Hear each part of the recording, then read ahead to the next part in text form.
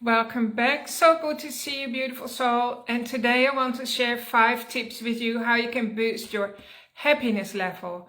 There is a particular science that's called the psychology of positive. It's called positive psychology, right? That's been around for nearly 30 years. In 1998, it first came into existence and it was offered as a college degree at all the important universities around America in English-speaking countries, focusing on teaching people the skills to be happy. So this is to do with all the factors that can boost your well-being and prosperity. And over the years, many interesting points have surfaced that can teach us, mere mortals, like normal people like you and me, who want to increase your happiness level, how to do that. It's literally like a muscle that you can practice. And what that means, if you do it consistently, your bad days won't be so bad anymore. And of course, your good days will be much better overall. So did you know that everyone, each one of us, we have what we call a happiness ceiling or a happiness thermostat, and when we reach a certain level of happiness, the body thinks that's enough. Your subconscious mind might think that's enough. We're going to cut it off now and no more, right? And so this is sometimes when you could have been planning a holiday or something exciting that you're really looking forward to, and then when you get to your holiday, it's like just as amazing as you thought it would be, and it's just all super beautiful and you're so happy, and then suddenly you might come down with really bad flu or break your leg or have an accident, and that's our own happiness limit. Our happiness thermostat kicks into gear and turns it down so that you back into the safe zone, right? And so you could pick up a piece of paper and a pen right now and turn this off if you're watching the replay, and just ask yourself, from 0 to 10, where do I generally sit in my happiness? What was the number? What is the number that I would give myself? And of course, be really, really honest with yourself, because it's no use tricking yourself, right? So we have this default setting. Most people, I would say, would be somewhere around a 4 and a 6. If you're living a happy, stable life, that's not super amazing, but it's not bad either, right? And then of course there are some people who are really always bumping along the bottom of the road, no matter what they try. And of course there are also people who have learned how to cultivate a happy state, and they are comfortable now sitting around an 8 or a 9 most of their days. So if you haven't heard of this before, consider a new purpose or a new goal for yourself that can be like, I want to boost my happiness levels. I want to be able to switch the thermostat up so that it goes from 19, which is not very warm, to say 21 or 23, which is a nice warm room temperature. I mean, symbolically speaking, of your happiness levels. So there are many, many approaches to increasing your happiness. Literally, of course, it's a science now, or a study that you can do for 4 years at a university. But I'm just going to focus on how you can use your mind power, because everyone has a mind and everyone can use their mind much better. Now, before I go into that, and I'm just going to give you 5 tips today, I want you to know that your mind is non-local. So contrary to what you might have always believed, that your mind is simply inside your skull, right? Rolling around in there, doing its own thing. Your mind is also outside your body. It's not confined to the mind at all. It's literally everywhere at the same time. So there's a term for that. It's called your mind is non-local. So that means your mind can access any part of the universe and bring back resources that you may not have in your material life now, but you can manifest them by using your mind. So our mind is absolutely a superpower that we haven't been conscious of, right? Studies have proven, of course, that this is true. There's like quantum science and all the rest. And on top of that, there were scientists. There was a neuroscientist. He was actually a brain surgeon. and he contracted meningitis, and his own brain was completely destroyed. He was in coma, kept on life support, and they said to his wife, maybe we should turn off the life support, because even if he recovers, he will be a vegetable because his brain is completely destroyed by the meningitis. Well, anyway, a miracle happened, and this man, he did wake up, and his brain completely repaired itself, and it was as good as gold. He even returned to be a neurosurgeon, which means, you have to have really good fine motor skills in your eyes. Every part of you has to work well. He eventually wrote several books. Proof of Heaven is one of them, and then another one. His name was Ebenezer, or something like that. So there are many stories like that that prove to us that our brain can be destroyed, and it can repair itself.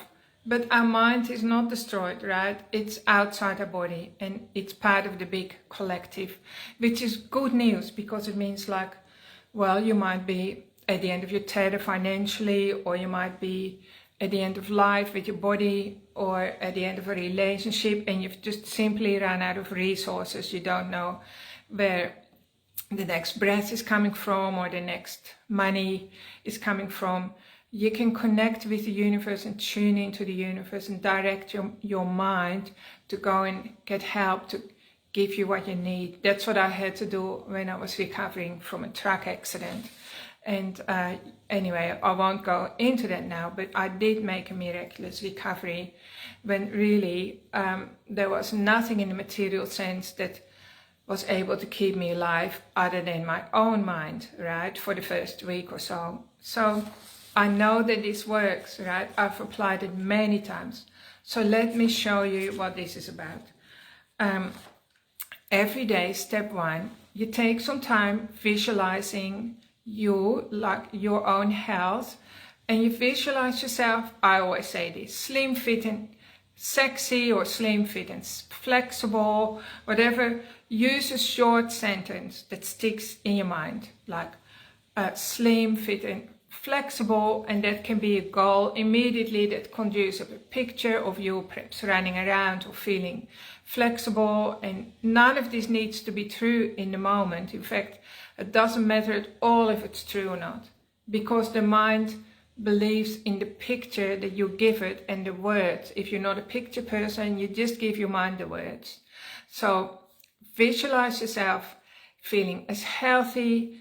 If a magic fairy would come along and gave you your wish, how healthy would you be? And she said, you can achieve perfect health right now. I'm going to give it to you. What would that look like?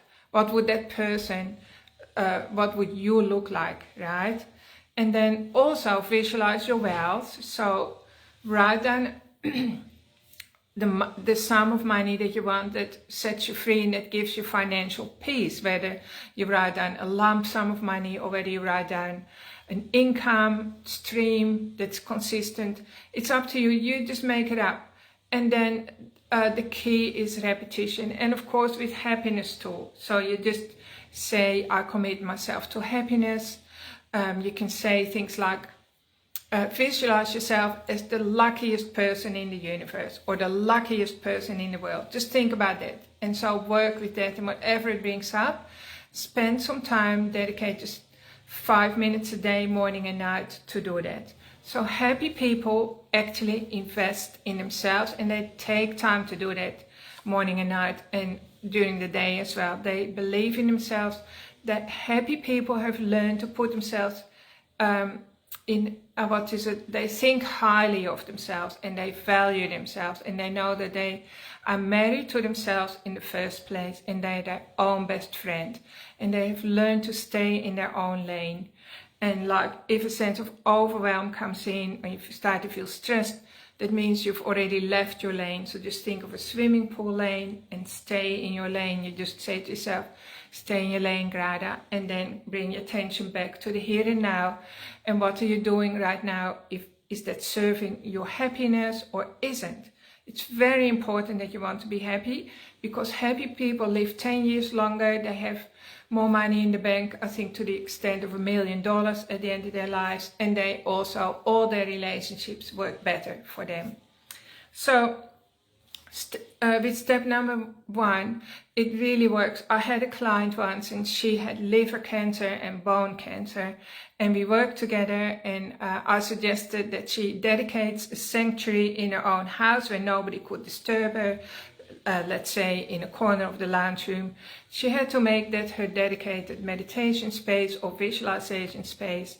And then I taught her how to bring her mind back in her body, so her mind came home inside her body. And I taught her how to visualize her cancer cells disappearing, so like connecting with the cell in the body and then literally going inwards and visualizing her cancer cells disappearing and being replaced by healthy cells. And within a very short time, her liver cancer was gone, and then also her bone cancer disappeared, and actually her skeleton repaired itself as well. So that worked for my client very well. But it works for you in the same way if you've got your back against the wall. Say you need to pay a bill, right? You haven't got money for a certain amount of bills, so it can be big or small bills. It doesn't matter. To the universe, for the universe, it's just as easy to find $10 for you as it is to find $100,000 or $1 million.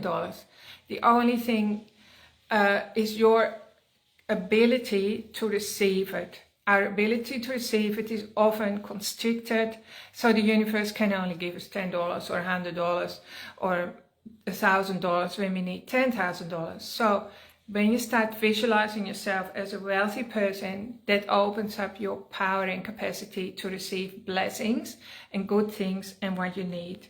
So this is really, really powerful.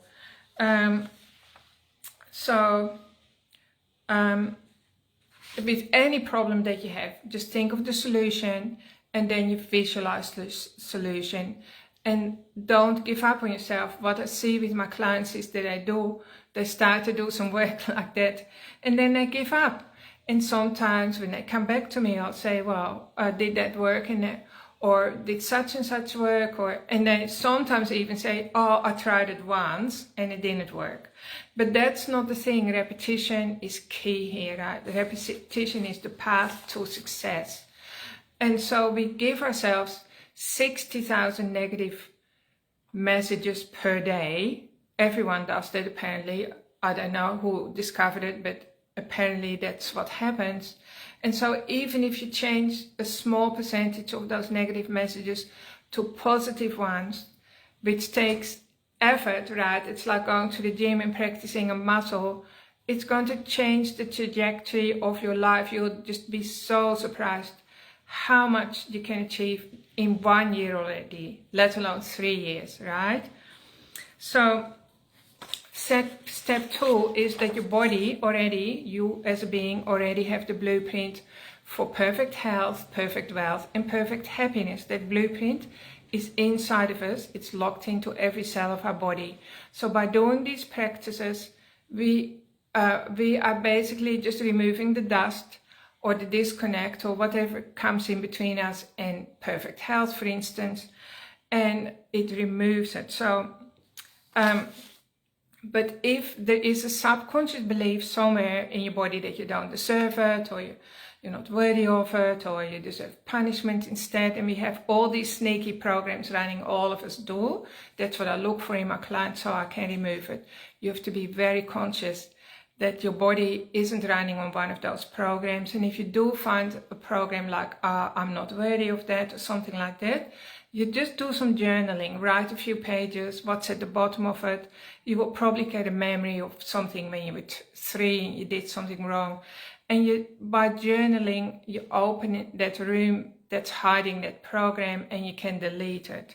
So you have to become your own best friend, because our mind literally shapes our reality in every way. And again, remember, I just told you, our mind is not just stuck inside the skull, right? It's non-local, so it's everywhere. So when we say something that energy of our consciousness, what we just said, and the universe takes it very literal, it starts to go and look for it, right? So if you say, oh, I'm so sick of the weather, the universe hears, I'm sick, and it's going to look for reasons to make you sick. So just be very, very careful with your words and your imagination.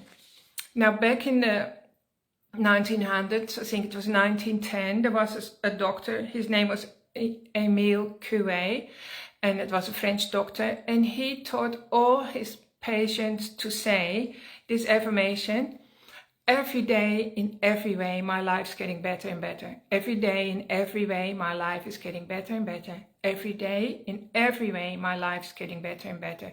Now, some of those patients had health problems and they'd been operated on, and psychiatric problems, all sorts of things that were going on just as much as today. And he discovered that all the patients who applied this positive affirmation, every day in every way my life's getting better and better, they recovered very, very fast, and then their lives kept on improving. So that's a very simple affirmation that you can use every day, and it doesn't matter if you believe that it's true or not. You just have to say it, like put it on repeat and just go, every day in every way my life is getting better and better.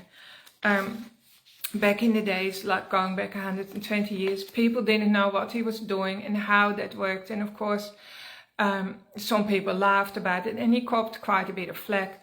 But he continued, and he was eventually invited from Europe to the United States to do work there. And he started to work with patients there, and they also had amazing results just from saying this one affirmation, like every day, in every way, my life's getting better and better. So that's an easy one.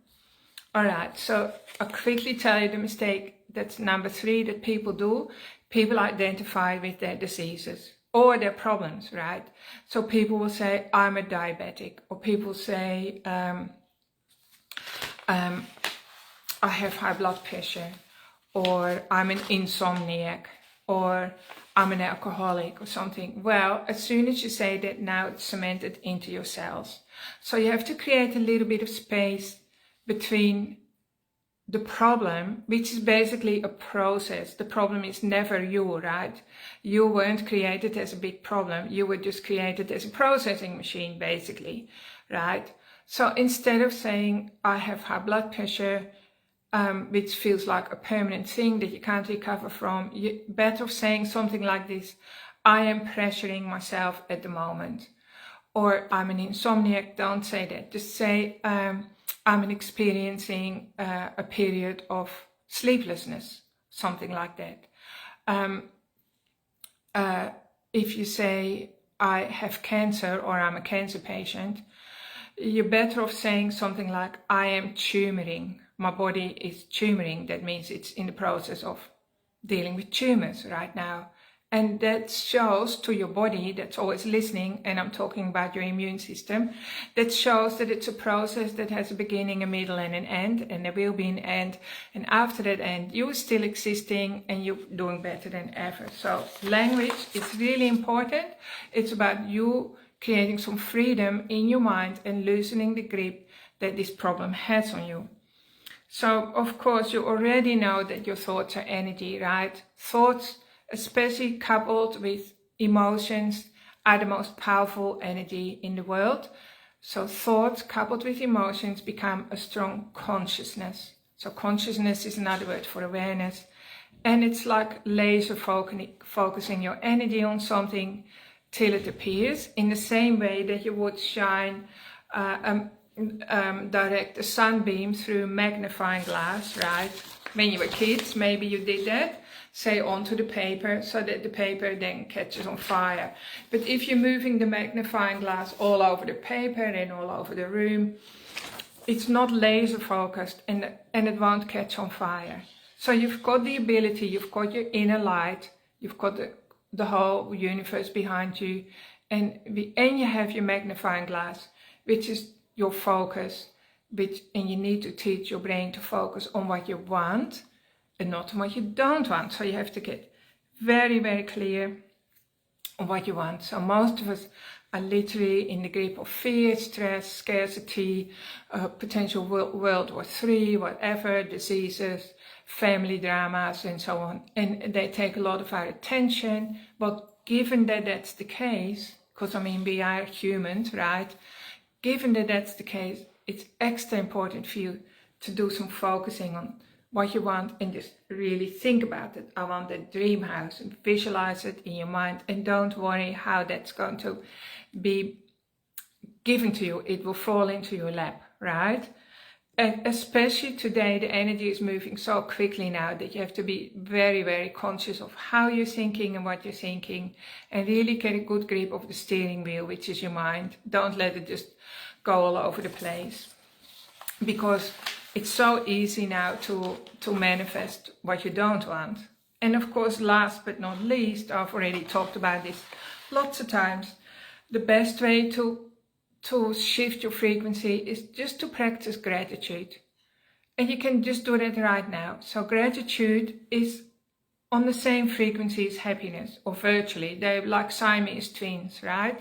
So it's not always possible for us to feel happy or to control our mind, like what I just showed you, but it is absolutely in our power to switch from negative thinking into a state of gratitude. So you can just pick up a pen and think, wow, I'm so grateful for this pen. It enables me to write. I'm so grateful I'm living in today's world. Back 100 years ago, people had to use ink, and 100 years before that, goodness knows what, they had to use chalk or something. Everything was tedious. I'm so grateful I live in today's world. I don't even have to use a pen. I can use the computer and tap on my keyboard. I can speak into a device and the written word is there, and so on. You just let your mind be triggered by something in your room. It can be your own body. You can put your hand on your heart and feel immense gratitude that, oh, my heart is still beating away. I don't even have to tell it what to do.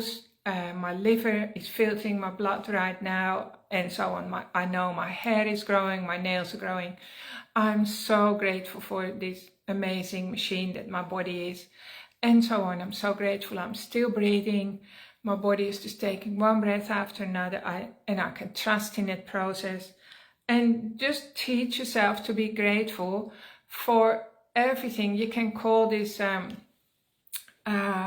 go on the gratitude rampage, they call that. So you can do that for 5 minutes, walk around the room and just express gratitude. I'm so happy and grateful for this, I'm so happy and grateful for that, and let it completely take over your mind. And you'll be surprised how that really switches something in you. Like, it's like, you know, changing your direction, because the car is just used to going in the same direction all the time on autopilot, and it takes a little bit of energy to shift the direction, the trajectory.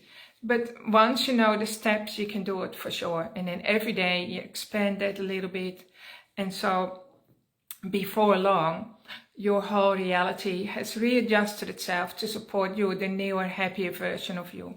So I hope you found this interesting. I will put the article, add the article as well. I will send it out as an email too. If you're not on my email list, you can go to gradarobertson.com, and there's a mail list that you can subscribe to. There are videos there and lots of important information that will support you as you learn and grow, and as you are on your journey of evolution, because we're all evolving into something that's greater and that's new and that's fresh, so we can be the best version of ourselves. I hope you enjoy this. If you feel stuck or you need help, reach out to me. We're open Tuesday, Wednesday and Thursday. Thursday when I see clients. And my receptionist is here on those days, so please give us a ring as well, or reach out to me through an email. Thank you for tuning in and for being part of my community. Big love from me, and I hope you have a wonderful week. Bye for now.